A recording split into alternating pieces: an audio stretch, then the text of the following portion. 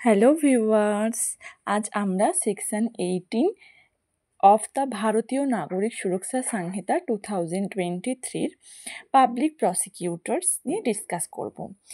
Subsection 1 বলেছে প্রত্যেকটি হাইকোর্টে পাবলিক প্রসিকিউটরকে অ্যাপয়েন্ট করবে সেন্ট্রাল গভর্নমেন্ট বা স্টেট গভর্নমেন্ট। কার সাথে কনসাল্ট করে? হাইকোর্টের সাথে কনসাল্ট করে।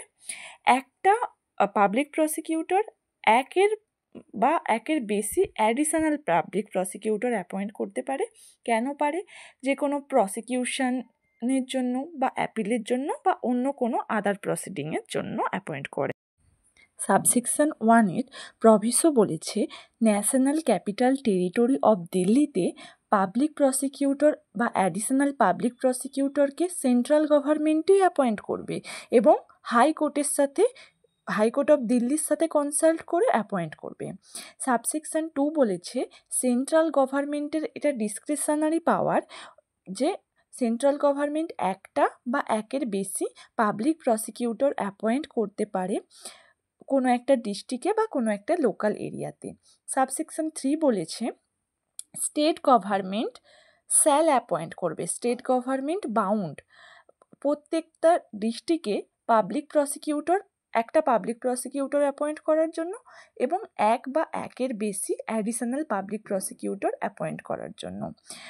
সাবসেকশন 3-র প্রভিসো বলেছে public prosecutor or additional public prosecutor may be appointed, মানে একটা জায়গার পাবলিক প্রসিকিউটর বা অ্যাডিশনাল পাবলিক প্রসিকিউটর অন্য কোনো জায়গার পাবলিক প্রসিকিউটর বা অ্যাডিশনাল পাবলিক প্রসিকিউটর হিসেবে অন্য কোনো ডিস্ট্রিক্টে অ্যাপয়েন্ট হতেই পারে।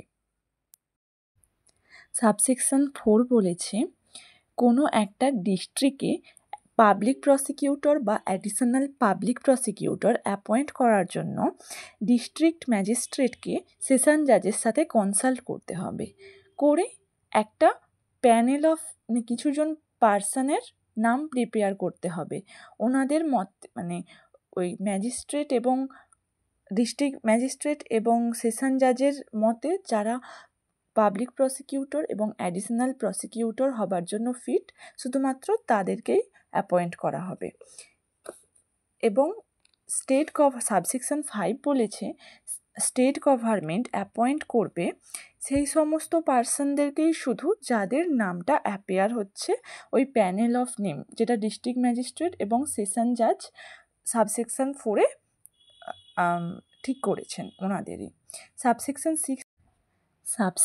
6 বলেছে কোনো একটা স্টেটে যদি regular cadet of prosecuting officers থাকেন তাহলে ওনাদের মধ্যেই কাউকে একজনকে পাবলিক প্রসিকিউটর এবং অ্যাডিশনাল পাবলিক প্রসিকিউটর হিসেবে অ্যাপয়েন্ট করা হবে। কিন্তু স্টেট গভর্নমেন্টের ওপিনিয়নে যদি এটা হয় যে ওই ক্যাডারে এমন কোনো পার্সন নেই যিনি পাবলিক প্রসিকিউটর বা অ্যাডিশনাল পাবলিক প্রসিকিউটর হবার জন্য ফিট, তখন কিন্তু ওই ডিস্ট্রিক্ট ম্যাজিস্ট্রেট এবং সেশন জাজ যে প্যানেল অফ নেমস প্রিপেয়ার করেছে সেখান থেকে পাবলিক প্রসিকিউটরকে অ্যাপয়েন্ট করা হবে। সাবসেকশন 7 বলেছেন একটা পার্সনকে পাবলিক প্রসিকিউটর হবার জন্য 7 বছর বা তার বেশি প্র্যাকটিস করতে হবে অ্যাডভোকেট হিসেবে, তার 7 বছরের কম হলে হবে না। সাবসেকশন 8 বলেছে সেন্ট্রাল গভর্নমেন্ট বা state government special public prosecutor appoint করতে পারে কোনো একজন অ্যাডভোকেট যিনি 10 বছর প্র্যাকটিস করে। এবং প্রভিসো অফ সাবসেকশন 8 বলেছে কোর্ট পারমিট করতে পারে ভিকটিমকে তার চয়েসের যে কোনো একজন অ্যাডভোকেটকে নেবার জন্য যিনি প্রসিকিউশনে অ্যাসিস্ট করবেন। সাবসেকশন 9 বলেছে সাবসেকশন 7 এবং 8-এর যে প্রভিশন দেওয়া আছে সেখানে অ্যাডভোকেট যিনি এই সংহিতা আসার আগে বা আসার পর থেকে যদি অ্যাডভোকেট হিসেবে প্র্যাকটিস করেন তাহলে পুরো ওই সময়ের জন্য তাকে অ্যাডভোকেটেই ধরা হবে যদি তিনি পাবলিক প্রসিকিউটর বা অ্যাডিশনাল পাবলিক প্রসিকিউটর বা অ্যাসিস্ট্যান্ট পাবলিক প্রসিকিউটর হতে চায়, অ্যাসিস্ট্যান্ট পাবলিক প্রসিকিউটর হবার জন্য।